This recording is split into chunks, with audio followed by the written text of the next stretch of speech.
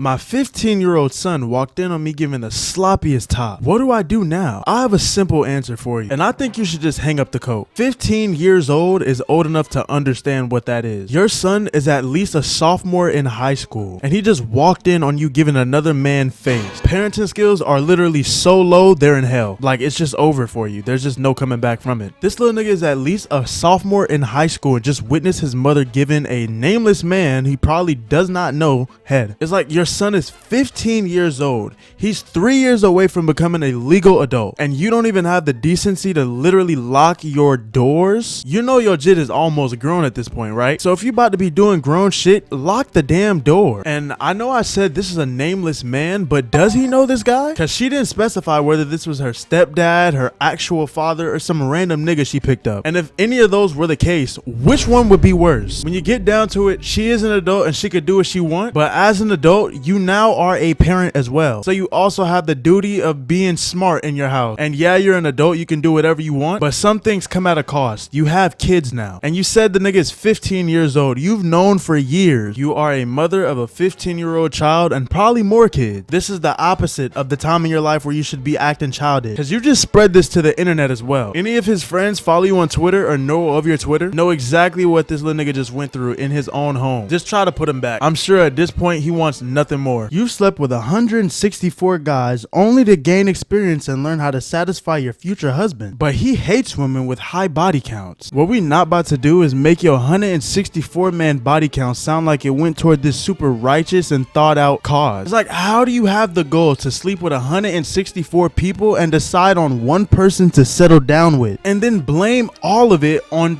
experience, on gaining experience? Surely there was a better way to get better experience for your husband. Miss Ma'am, I don't think this was the way right here. There's just no logic applied at all. And the worst part about this is that it could be worse. Imagine the amount of girls with a significantly higher body count than 164. What badges do you need to acquire for your player build to acquire this many body? But let's actually put into perspective how many niggas 164 people are. She's had the equivalent of 3 professional football teams go through her. If that's not insane, then I don't know what truly is. I want to know how old she is. This cannot be done in 1 year. I refuse to believe this. This has to be 6 years worth of experience she gathered for her husband. I hope her and her unprobable husband are both happy. He should just marry her. He should accept her hard work. She worked so hard all these years for him. I'm 24 years old with 2 kids, different fathers, and 6 months pregnant. Don't know the father. I'm looking for a partner who's gonna love and accept me with my kids. I'm ready to settle down. These types of situations I can never grasp my head around. You're already 2 kids and 1 pre-infant deep, and now all of a sudden you want to settle down? Why wasn't you ready to settle down literally 6 months ago before you conceived a new baby? And I know you're in way too deep because you don't even know who the father of that child is. You know what I think happened? You already had 2 kids and now you're almost due for a new baby. I think it's starting to get too real for you, so now you need a co-parent or somebody to take over a shift for you so you can probably go out and have another kid. Or it could be the simple fact that maybe you can't afford a 3rd kid right now, and there's nothing wrong with that. But maybe you should have thought about that before you was out smacking like multiple dudes to where you don't even know whose child that is. And the wildest part of it is the fact that you're only 24 years old. A lot of people would argue that it's crazy to be trying to settle down at 24, but in your case,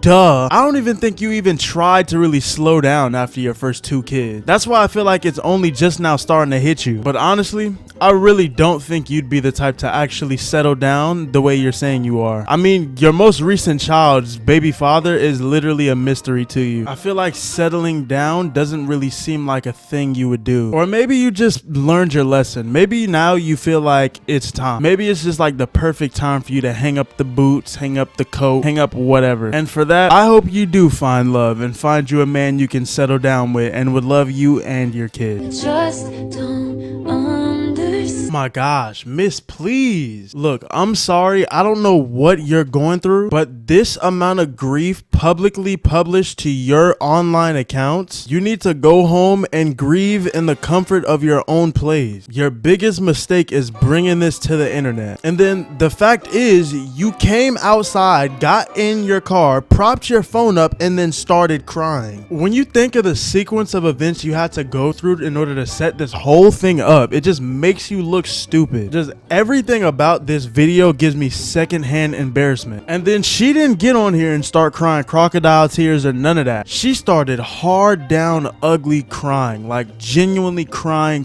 in this car, like wide mouth salivating and dripping saliva out of her mouth type of sobbing, all behind a sound and a caption. And guess what? We don't even know why she's crying this hard. People just have a thing for oversharing on the internet. Literally none of us know you and none of us needed to see this side of you, because this is my very first time seeing you, and this is the very first impression I'm getting from the lady with the green hair who's like drooling all over her cup holders crying. But hey, whatever floats your boat. If this helps you vent, then get it all out, girl. But anyways, y'all, we gonna wrap it up here. I know I've been gone for a minute, but I promise I am back. This is probably the longest break I've ever taken on this channel. A month? I'm looking at 30 days. Like, wow, my inconsistency hasn't been this bad in so long. Like, I almost got on here and felt like I couldn't even make videos no more. Like, it felt like I don't even know how to. I just needed a little warm up.